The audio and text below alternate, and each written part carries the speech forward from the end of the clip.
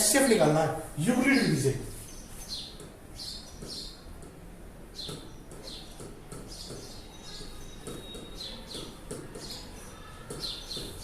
तो यूक्लिड विधि से कौन सी होती है कि लंगड़ी भाग हमारी, तो लंगड़ी भाग क्या करते हैं 336 को बीच में ले लेते हैं और छोटी संख्या को भाग करने के लिए लेते हैं। तो 54 से हम 336 को भाग करेंगे तो 5 चौके 20, 5 छंगे 300 और 6 चौके कम से कम अप्रोक्सीमेट 6 पे जाएगा। तो भाग करके देख लेते हैं तो 6 पे 6 चौके 24 हासिल की 2 6 पंचे 30 और 2 32। ये आप हमारा रहता है 6 से भाग करने पर 30 24 6 चौके 24 हासिल 2 6 पंजे 30 और 2 32। अब 6 में से 4 गए घटा लेते हैं 6 में से 4 गए 2 3 में से 2 गए 1 12। अब 54 को बीच में ले लेते हैं और 12 से भाग करते हैं। जो शेष फल बचा उससे इस 54 को भाग करते हैं यूक्लिड विधि में। तो 12 का पढ़ा 54 तक बढ़ते हैं 12 तिया 36 12 चौके 48 12 पंजे 60 ज्यादा हो जाता है 5 12 चौके 48। अब 14 में से 8 गए 6 और 5 4 में से 4 गए 0। तो फिर वही लंगड़ी भाग कि अब की बार इसको यहां उठा के लाना 12 को, मतलब जो आपका भागफल होता है उसको बीच में रखना होता है हर बार। मतलब यहाँ 54 था तो 54 को बीच में रख दिया, फिर आगे चले तो 12 है तो 12 को बीच में रख दिया। अब 6 को 12 से भाग करेंगे 6 दूनी 12 यानी कि आपका एचसीएफ कितना आ गया एचसीएफ 12। ये आपका एचसीएफ 12 आ चुका है। अगर हमको इसी विधि से एलसीएम निकालना हो तो मैंने बताया था एलसीएम निकालने का तरीका एलसीएम। तो 336 गुना के 54 बटे में एचसीएफ पहली संख्या गुना दूसरी संख्या बटे में पहली संख्या गुना दूसरी संख्या बटे में एचसीएफ। एचसीएफ कितना हमारा 6 निम 54। तो एलसीएम जो आएगा एलसीएम आएगा हमारा 336 गुना के 9 9 छिंगे 54 हासिल 5 9 तिया 27 27 5 32 हासिल 3 9 तिया 27 27 और 3 30 3024 एलसीएम आएगा इसका। तो इस तरह से हमारा कोई भी सवाल हम इस तरह से कर सकते हैं कि लंगड़ी विधि से। ये आपकी यूक्लिड विधि एक लंगड़ी भाग होती है कि 54 से इसको भाग किया 6 बार तो ये 324 आया 336 में 324 लगाया मैंने तो बचा 12। अब 12 को हमने भागफल मान लिया भागफल और भाग करने के लिए हमने 54 ले लिया उतार लिया। तो 12 ऐसे भाग किया 12 चौके 48 54 से 48 गए 6 बचे। फिर हमने 6 को भागफल माना और 12 को बीच में उतार लिया फिर 6 दूनी 12 यानी एचसीएफ तो हमारा है और एलसीएम 3024 आ गया।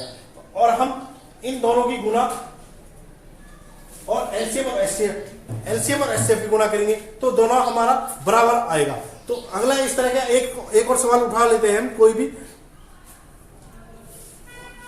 तो 510 और 92 है 510 और 92 510 और 92 तो वही यूक्लिड विधि से 92 510 तो 5 के अप्रोक्सीमेट ही आएगा 6 तो बहुत ज्यादा हो जाएगा तो 5 पे 5 दूनी 10 हासिल लगे 5 रम 45 और 1 46।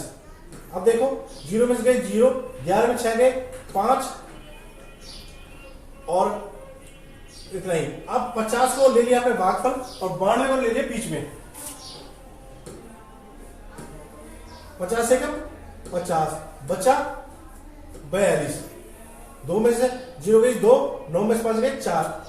अब हमने 50 को बीच में ले लिया 42 से कम 42 बचा 8 से 42 को भाग किया 8 पंजे 40